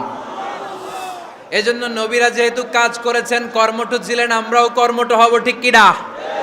সাহাবারাও কর্মঠ ছিলেন। বিশ্বনবীর সাহাবারাও ব্যবসা করতেন। সাইয়েদনা আবু বকরের বিশাল ব্যবসা প্রতিষ্ঠান ছিল। সুবহানাল্লাহ পড়েন। আপনারা হজ উমরা করেছেন কে কে দেখি? করছেন? মাশাআল্লাহ, যারা করে নাই আল্লাহ তাদেরকেও আল্লাহর ঘর জিয়ারতের তুমি নসিব করো। বিশ্বনবীর মাকবারার সামনে দাঁড়িয়ে আমরা যেন সালাম পেশ করতে পারি, তুমি নসিব করো। বাইতুল্লাহ শরীফে এবং মসজিদ নববীতে আমরা যেন সালাত আদায় করতে পারি, আল্লাহ তুমি নসিব করো। সাইয়েদনা আবু বকর রাদিয়াল্লাহু তাআলা আনহুর ব্যবসা প্রতিষ্ঠান ছিল মক্কার কাবা ঘরের পাশেই। ওনার ব্যবসা প্রতিষ্ঠানগুলো যেখানে ছিল ঠিক ওইখানেই সৌদি সরকার এখন শপিং মল বানিয়ে দিয়েছে, মাতজার আবু বকর। মক্কা শহরের যেখানে বহিরাগতরা এসে ওখানে ছাগল, ওখানে ঘোড়া, উট এগুলো রাখতো, আস্তাবল রাখতো, ঘোড়া আর উট যেখানে রাখা হতো ঠিক ওই জায়গায় সৌদি সরকার ওটার পার্কিং লট বানায় দিচ্ছে। মানে যেইখানে আগে সাহাবাদের ব্যবসার জায়গা ওইখানে বর্তমানে শপিং মল। যেইখানে আগের সময়কাল সাহাবারা উট আর ঘোড়া রেখে বাঁধতো ওইখানে এখন গাড়ি ঘোড়া রাখার ব্যবস্থা করা হয়েছে। সাইয়েদনা আবু বকর অনেক বড় ব্যবসায়ী ছিলেন। ওনার নিজ টাকা দিয়ে হাবাসা থেকে আসা সাইয়েদনা বেলালকে তিনি 20,000 স্বর্ণ মুদ্রা দিয়ে উমাইয়া ইবনে খালাফের কবল থেকে তিনি মুক্ত করেছেন। সাইয়েদনা উসমান যুন্নুরাইন বড় ব্যবসায়ী ছিলেন। নিজের টাকা দিয়ে মদিনার মুসলমানেরা পানি খেতে পারে না, বিইরে রুমা নামে একটা কুয়া ছিল, এই কুয়ার মালিক ছিল ইহুদি। মুসলমানেরা পানি খেতে গেলে সে বকা দিত, পানি খেতে দিত না। বিশ্বনবী বললেন, আমার সাহাবীদের মধ্যে এমন কি কেউ নাই নিজের অর্থায়নে বীরে রুমা কিনে মুসলমানদেরকে দিয়ে দিবে? সাইয়েদনা উসমান যুন্নুরাইন বলল, ইয়া রাসূলুল্লাহ, আপনার খেদমতে আমি হাজির। মুহূর্তের মধ্যে সাইয়েদনা উসমান যুন্নুরাইন নিজের অর্থায়নে বীরে রুমাটা কিনে মুসলমানদের জন্য সদকা করে দিয়েছে। তো ব্যবসা না করলে, কর্মঠ না হলে, উপার্জন না হলে সদকা করা যাবে? চিল্লায় বলেন, করা যাবে? সুনানে তিরমিজির বর্ণনা, বিষ্ণু ঈসা ইসলাম মক্কা থেকে যত সাহাবারা হিজরত করে মদিনায় এসেছে, মদিনাতে কোনো না কোনো সাহাবার সাথে বিশ্বনবী ভ্রাতৃত্বের বন্ধনে আবদ্ধ করে দিয়েছে। সুবহানাল্লাহ পড়েন। এজন্য মক্কা থেকে যারা এসেছে এদেরকে বলে মুহাজির। এদেরকে কি বলে? আর মদিনায় যারা ছিল এদেরকে বলে আনসার। এদেরকে কি বলে? আওয়াজ করে উত্তরে দিবেন। মক্কা থেকে যারা এসেছে তাদের নাম, আর যারা মদিনার সাহাবী তাদের নাম আনসার। আজকে এই মাহফিলে লক্ষ্মীপুর এর বাইরে থেকে কারা কারা আসছেন দেখি?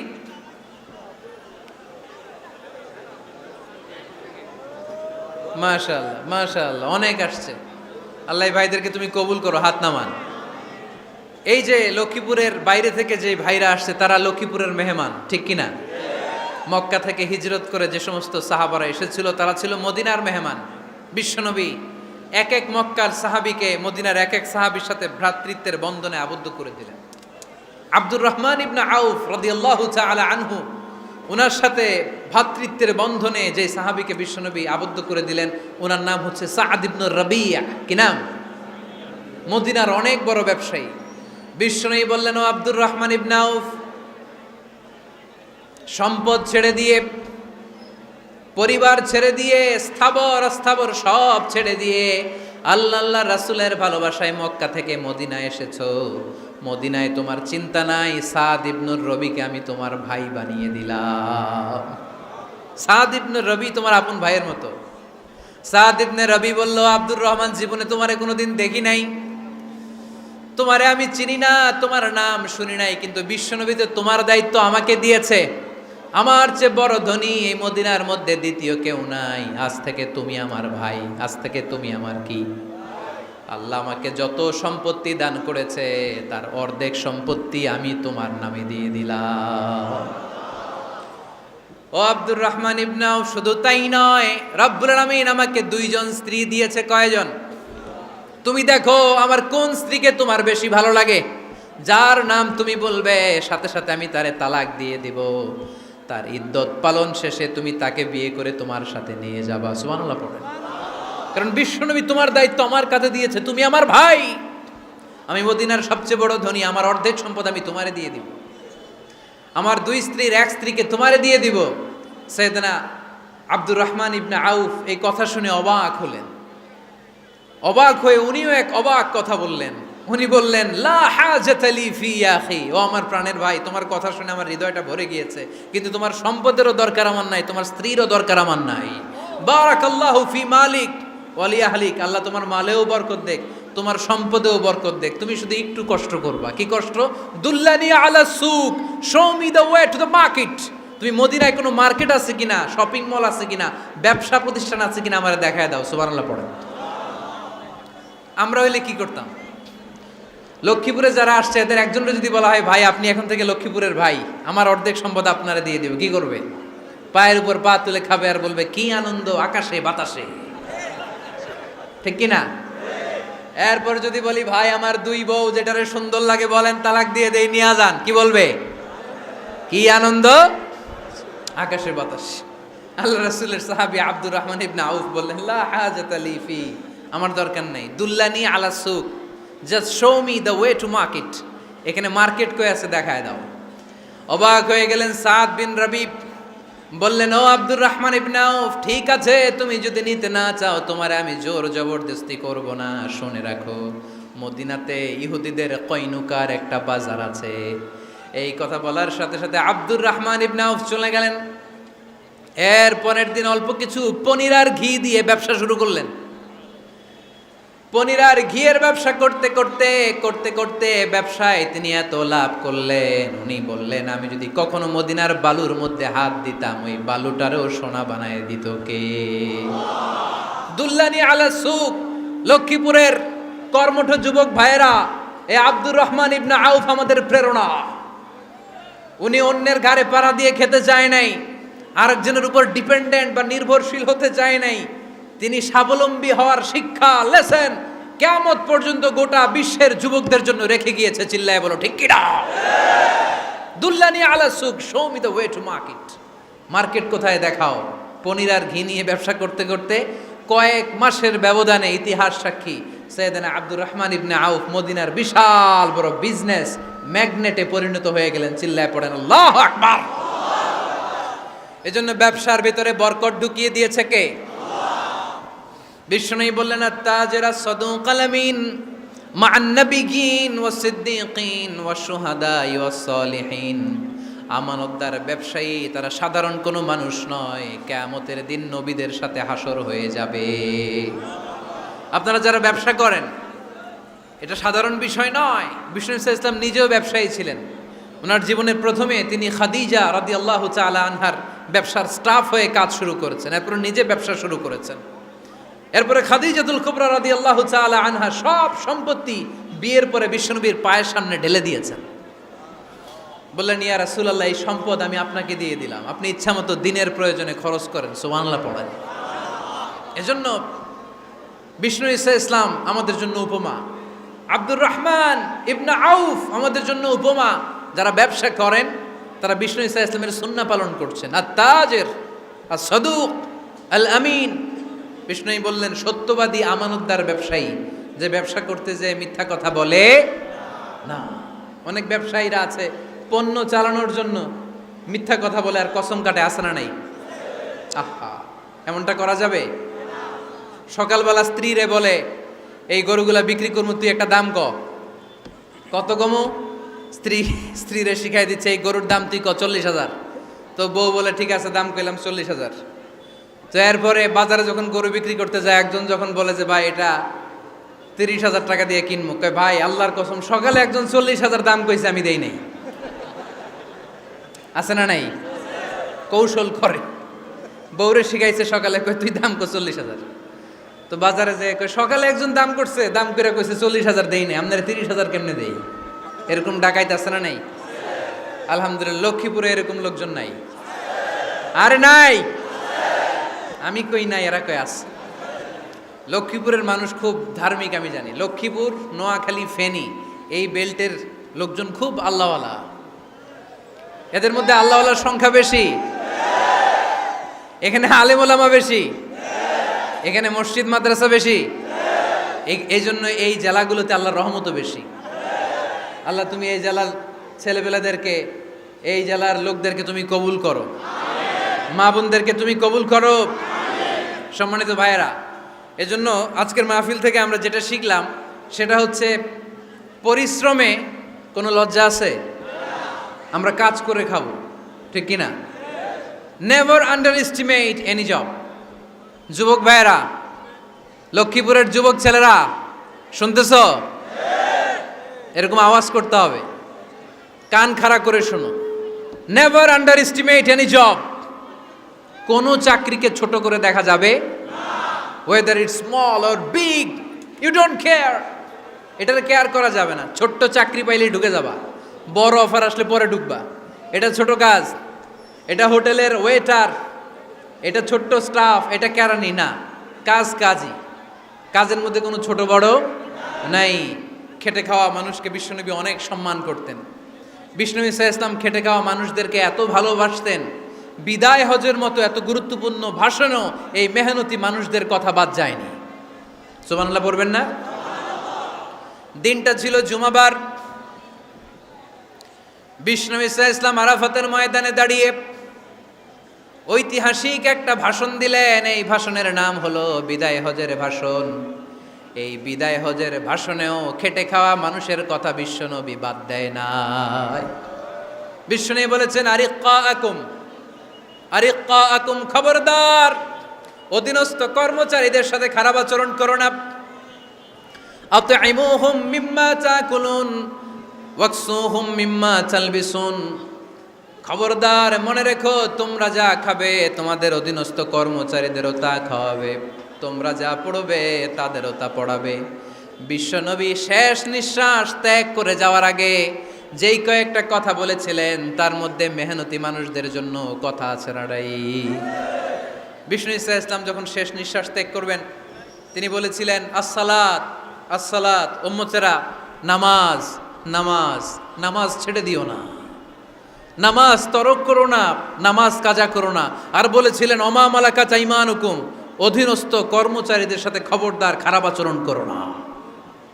যারা কর্মচারীদের সাথে খারাপ আচরণ করে, যারা মানুষের কাছ থেকে শ্রম নিয়ে কাজ করিয়ে টাকা দেয় না, কিয়ামতের দিন তাদের বিরুদ্ধে মামলা দায়ের করবে কে? কে করবে? হাদিসে কুদসি সাক্ষী বিষ্ণু ইসা ইসলাম বলেন, আল্লাহ তাআলা ফরমান, আনা খাসমুহুম সালাসাতুন আনা খাসমুহুম ইয়াউমাল কিয়ামা। তিন শ্রেণীর ব্যক্তির বিরুদ্ধে আল্লাহ বলেন, আমি নিজেই কিয়ামতের দিন মামলা দায়ের করব। I will be against them in the day of judgment. Three categories of people, I will be against them in the day of judgment. তিন শ্রেণীর লোক কিয়ামতের দিন তারা ছাড় পাবে না। আল্লাহ বলেন, আমি নিজেই তাদের বিরুদ্ধে মামলা দায়ের করব। এর মধ্যে এক শ্রেণীর লোক হচ্ছে রাজুলুন ইস্তাআজারা জিরান ফাস্তাউফা মিনহু ওয়া লাম ইউতি আজরা। একজন শ্রমিক ভাড়া করে তার কাছ থেকে কাজ নিয়েছে, কিন্তু তার পারিশ্রমিক আদায় করে নাই। এরকম আছে না নাই? দাপট দেখায়, দাপট দেখায় ইউনিভার্সিটির ক্যান্টিনগুলোতে। ইউনিভার্সিটির ক্যান্টিনে যে খায় মাগার বিল দেয় না, এরকম ডাকাইত আছে না নাই? চায়ের দোকানে চা খায় কয় পরে দিমু, বিল দেয় না, আছে না নাই? দোকানে যে পণ্য কিনে বিল দেয় না, কয় পরে দিমু, আছে না নাই? কিয়ামতের দিন আল্লাহ তোর এই মাস্তানি ছুটাবে, চিল্লা এখন ঠিক কিনা? আনা খাসমুহুম, আমি নিজেই তাদের বিরুদ্ধে মামলা দায়ের করব। কথাটা কার? এজন্য বিশ্বনবী বললেন, খবরদার মেহনতি মানুষ, খেটে খাওয়া মানুষ, এদের দোয়া কবুল হয়ে যায়।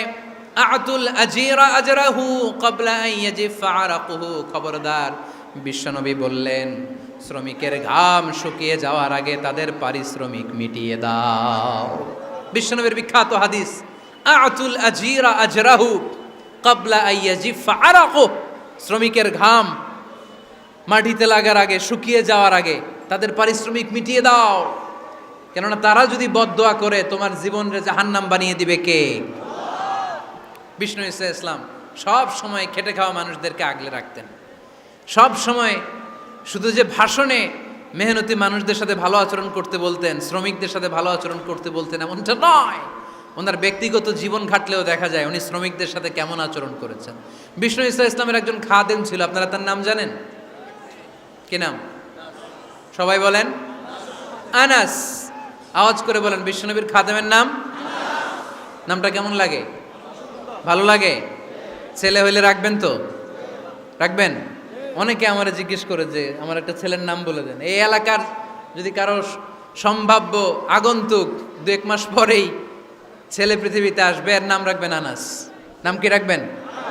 খাদিমু রাসূলিল্লাহ, আল্লাহ রাসূল সাল্লাল্লাহু আলাইহি ওয়াসাল্লামের খাদেম। এই খাদেমের কাছ থেকে একটু শোনেন ওনার মালিক কেমন ছিল। শুনবেন নাকি কষ্ট হচ্ছে?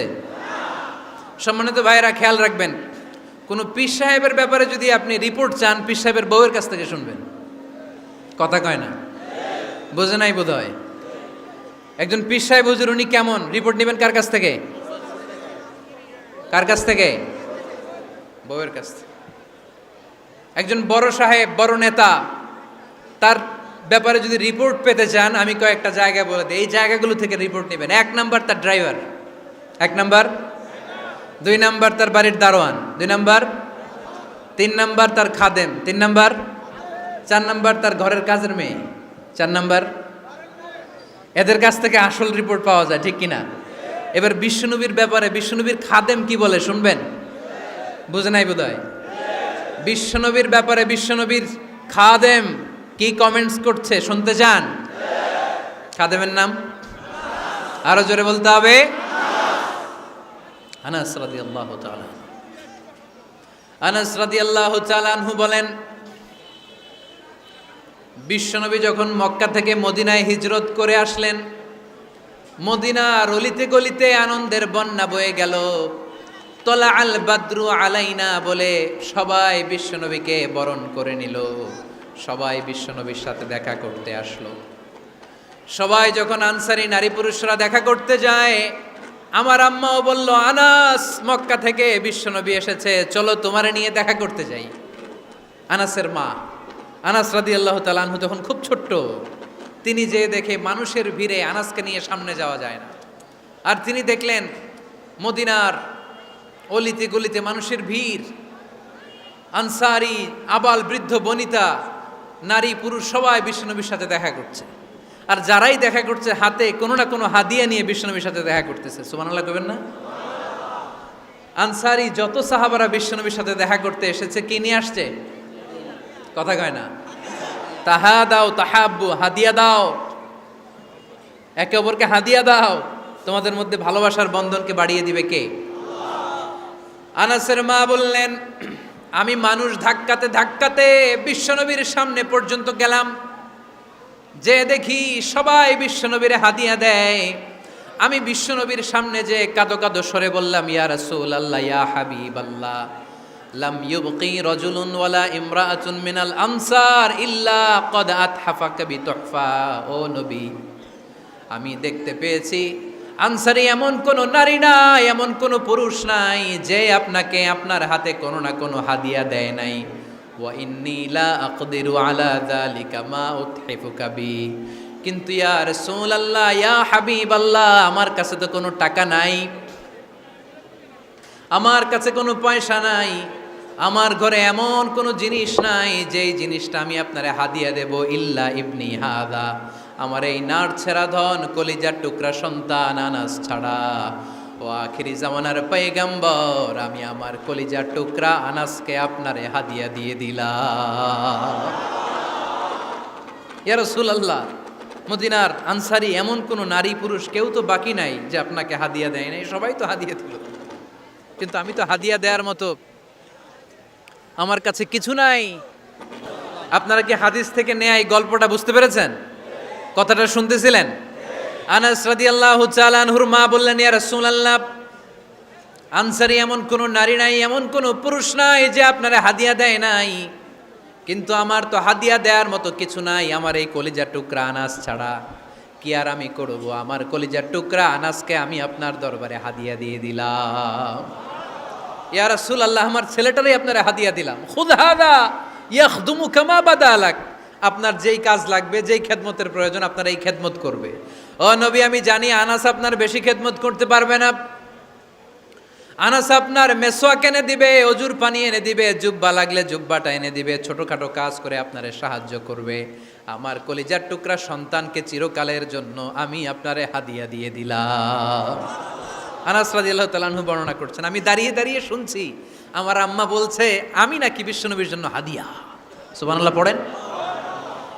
এবার খেদমত শুরু করলো সাইয়েদনা আনাস। ছোট্ট মানুষ কি আর করবে, কতটুকু খেদমত আর করতে পারবে? বিশ্বনবীর মেসওয়াকটা এনে দেয়। সুবহানাল্লাহ পড়েন। বিশ্বনবীর আতরের শিশিটা এনে দেয়, বিশ্বনবীর জাইতুনের তেলের বোতলটা আগিয়ে দেয়, বিশ্বনবীর জামাটা প্রয়োজনে বিশ্বনবীর হাতে এনে দেয়। সাইয়েদনা আনাস বলেন, আমি 1 বছর নয় 2 বছর নয়, 5 বছর নয়, 7 বছর নয়, 10 বছর বিশ্বনবীর খেদমত করেছি। ফামা দরাবানি, 10 বছরে একদিনও তিনি আমারে মারে নাই। সুবহানাল্লাহ। একদিন আমার গায়ে হাত তোলে নাই। হাত তোলা তো দূরের কথা, ওয়ালা সাব্বানি, কোনোদিন গালি দেয় নাই। ওয়ালা আবাসা আলা ওয়াজহি, কখনো বিরক্তির স্বরে ভ্রু কুচকে আমার দিকে বিশ্বনবী কোনোদিন তাকায় নাই। সুবহানাল্লাহ পড়েন। কোনোদিন আমার গায়ে হাত তোলে নাই। আরে হাত তোলা তো দূরের কথা, আমাকে ধমকি পর্যন্ত দেয় নাই। ধমকি দেয়া তো দূরের কথা, আমরা অনেক সময় বিরক্ত হয়ে ভ্রু কুচকাই না, এরকম বিরক্তি হলে আমরা কারোর প্রতি বিরক্ত হলে কি হয়? কপাল ভ্রু কুচকে ওঠে, ঠিক কিনা? সাইয়েদনা আনাস বললেন কোনোদিন মারে নাই। খাদেম বলতেছে, খাদেম, বড় সাহেবের রিপোর্ট কার থেকে নিতে হয়? হয় খাদেম, নয় দারোয়ান, নয় ঘরের কাজের মেয়ে, তা না হলে ড্রাইভার। বিশ্বনবীর খাদেম বিশ্বনবীর ব্যাপারে কি কমেন্ট করছে? মা সাব্বানি ওয়ালা জারাবানি ওয়ালা আবাসা ফি ওয়াজহি। এই 10 বছরের খেদমতের জিন্দেগিতে কোনোদিন বিশ্বনবী আমারে মারে নাই, গায়ে হাত তোলে নাই। আরে হাত তোলা তো দূরের কথা, একটা ধমকও দেয় নাই। আরে ধমক দেয়া তো দূরের কথা, বিরক্তির সুরে ভ্রু কুচকে আমার দিকে কখনো তিনি তাকায় নাই। চিল্লায় বলো সুবহানাল্লাহ। আর আজকে মাইক পেলে মানবাধিকারের কর্মী কি সুন্দর কথা বলে, উইমেন রাইটসের কথা বলে, শিশু শ্রম নিয়ে কথা বলে, আর বাড়িতে কাজের মেয়ের গায়ের মধ্যে খুন্তি, গরম খুন্তি পিঠের মধ্যে লাগিয়ে পিঠ ঝলসিয়ে দেয়, এরকম আছে না নাই? পত্রপত্রিকায় প্রায় দেখা যায় যে কাজের মেয়েদেরকে কি অত্যাচার করে। খুন্তি গরম করে করে চামড়ার মধ্যে লাগিয়ে স্কিন ঝলসে ফেলেছে, গ্রিলের মধ্যে বেঁধে রেখেছে, সময় মতো খাবার দেয় নাই, পিটিয়ে মাথার চুল কামিয়ে মাথা ন্যাড়া করে দিয়েছে, এরকম আছে না নাই? এরা মানবাধিকারের ঠিকাদার, এরা মানবাধিকারের কথা বলে। আর বিশ্বনবী সাল্লাল্লাহু আলাইহি ইসলামের খাদেম বিশ্বনবীর ব্যাপারে বলেছে কোনোদিন মাইর তো দূরের কথা, হাত তোলা তো দূরের কথা, আরে ধমক দেয়া তো দূরের কথা, বিরক্তির চেহারা নিয়েও কোনোদিন বিশ্বনবী আমার দিকে তাকায় নাই। চিল্লায় পড়েন সুবহানাল্লাহ। বিশ্বনবী একবার সাইয়েদনা আনাস রাদিয়াল্লাহু তাআলা আনহুকে একটা ছোট্ট জিনিস আনতে পাঠালেন। সাইয়েদনা আনাস রাদিয়াল্লাহু তাআলা আনহু জিনিসটা আনতে যে মদিনার অলিতে গলিতে বাচ্চাদের খেলা দেখে জিনিস আনতে ভুলে খেলায় দাঁড়িয়ে গেলেন। ছোট মানুষ, ছোট্ট একটা বাচ্চা যদি আমার সাথে নেই, সে কি আমার প্রয়োজন বুঝবে? আমার সেন্টিমেন্ট যেরকম, বাচ্চা কি ওটা টের পাবে? ছোট্ট আনাসকে বললেন আমার জুব্বা নিয়ে আসো। বিষ্ণু ইসলাম শাম দেশের জুব্বা পড়তে, বলতেন জুব্বা নিয়ে এসো। জুব্বা আনতে যখন বেরোলেন আনাস রাদিয়াল্লাহু তাআলা আনহু, দেখলেন মদিনার অলিতে গলিতে বাচ্চারা কুতকুত খেলে। কি খেলে? আপনারা খেলেন তো? এই খেলা দেখে আনাস রাদিয়াল্লাহু তাআলা আনহু ভুলে গেলেন যে বিশ্বনবীর জামা আনতে হবে। উনি ভুলে যে উনিও দাঁড়িয়ে খেলা দেখতে শুরু করলেন। এখন ঘন্টার পর ঘন্টা যায়, আনাসও আসে না, জামাও আসে না। বিশ্বনবী ভাবলেন হায় রে, আনাস মনে হয় ভুলে গিয়েছে, কি আর করা যাই, নিজের জামা নিজেই নিয়ে আসি। বিশ্বনবী বের হলেন জামা আনতে, বের হয়েই দেখে মদিনার গলিতে বাচ্চারা খেলতেছে, ওইদিকে আনাস রাদিয়াল্লাহু আনহু দাঁড়ানো। বিষ্ণু ইসলাম কিছু বললেন না, যে উনিও আনাস রাদিয়াল্লাহু তাআলা আনহুর পাশে দাঁড়িয়ে খেলা দেখতে আরম্ভ করলেন। সুবহানাল্লাহ পড়বেন না? সাইয়েদনা আনাস খেলা দেখতে দেখতে দেখতে দেখতে দেখতে দেখতে হঠাৎ বিশ্বনবীর দিকে চোখ পড়ে গেছে। বিশ্বনবীর চোখের দিকে যখন সাইয়েদনা আনাস রাদিয়াল্লাহু তাআলা আনহুর চোখ পড়ে গেছে, সাইয়েদনা আনাস বলে আমার কলিজাটা এখান থেকে এই দিকে চলে আসছে ভয়ে। কিসে? ভয়ে। উনি বললেন আমার গলা শুকিয়ে যেতে আরম্ভ করলো, কাঁপতে লাগলাম। হায় হায়, এখন আমার মনে পড়ছে বিশ্বনবীর জামা আনতে পাঠাইছিল, ভুলে গেছে খেলার আবেশে পড়ে। উনি বললেন বিশ্বনবী আমারে ধমক দেন নাই, আমার গায়ে হাত তোলেন নাই, জামা আনতে পাঠাইছি, এখানে খেলা দেখতেছো এটাও বলেন নাই, বিরক্তিও প্রকাশ করেন নাই। বিশ্বনবী শুধু একটা হাসি দিয়েছেন, স্মাইল। কি দিয়েছেন? একটা মুচকি হাসি দিয়েছেন। কি হাসি? সাইয়েদনা আনাস বলে ওই যে ওই দিনের বিশ্বনবীর মুচকি হাসির শাসন মরার আগের দিন পর্যন্ত আমি আনাসকে সোজা রাস্তায় রেখেছে, আর ডানে বায়ে নেয় নাই। শাসন করতে জানলে লাঠি লাগে না, শাসন করতে জানলে ধমক লাগে না, শাসন করতে জানলে পিট্টি দেয়া লাগে না। মুচকি হাসি দিয়েও শাসন করা যায় কি যায় না? সাইয়েদনা আনাস বললেন কোনোদিন মারে নাই, কোনোদিন ধমক দেয় নাই, সব সময় আমাকে আদর করেছে। চিল্লায় পড়েন সুবহানাল্লাহ। এজন্য সব সময় বিষ্ণু ঈসা ইসলাম শ্রমিকদেরকে ভালোবাসতেন। শ্রমে কোনো লজ্জা নাই, লজ্জা হচ্ছে অলসতায়। আজ থেকে এই মাহফিল, এই এত বড় আয়োজন, এত বড় গ্যাদারিং তখনই সার্থক হবে যখন আমরা এই সিদ্ধান্তে আসতে পারবো যে আমরা অলস সময় কাটাবো না, আমরা আমাদের এই সময়গুলোকে প্রোডাক্টিভ ওয়েতে কাজে লাগাবো, কোনো না কোনো কাজের সাথে জড়িত হব। Never underestimate any job, whether it's big or small, বড় হোক বা ছোট হোক, কোনো কাজকে আমরা ছোট করে দেখব না। যে কোনো কাজ করো না ভাই, যে কোনো কাজ করো তা যেন হয় সবার চেয়ে সবচেয়ে সুন্দর। আমাদের অবসর সময়গুলোকে কাজে লাগানোর দরকার আছে না নাই? আমরা নিজেদেরকে কর্মঠ করে, কর্মজীবী হিসেবে, শ্রমজীবী হিসেবে নিজেদেরকে প্রতিষ্ঠিত করতে চাই। রাজি আছো মুসলমান? লক্ষ্মীপুরের যুবক ছেলেরা আওয়াজ করে বলো, পারা যাবে? লজ্জা কিসে? লজ্জা কিসে?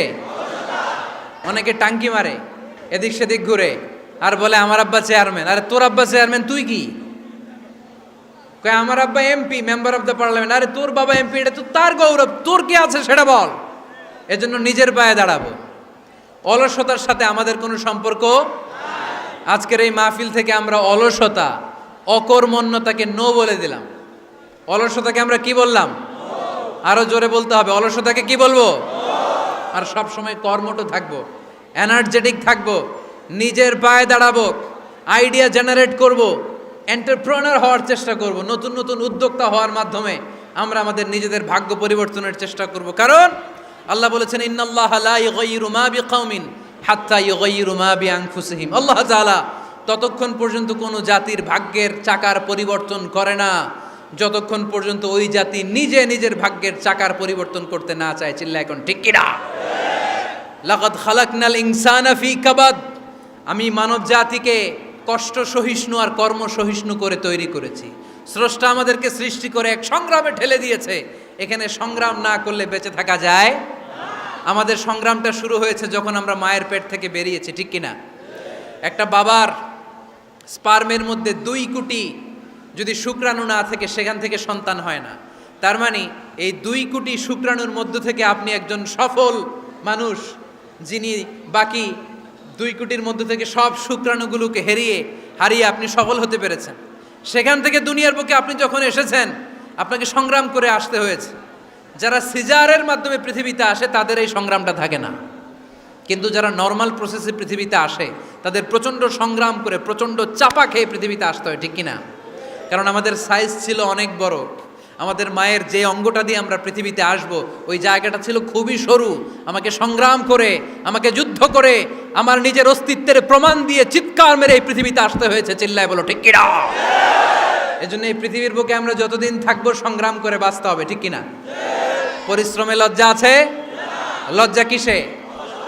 মনে থাকবে লক্ষ্মীপুরের ছেলেরা, যে আয়াত দিয়ে শুরু করেছি সে আয়াত দিয়ে শেষ করছি। যখন সালাতের সময় হয় মসজিদে যাব, আর সালাত যখন শেষ হয় তখন মসজিদের বাইরে আমরা কাজে নেমে পড়বো। রাজি আছি তো?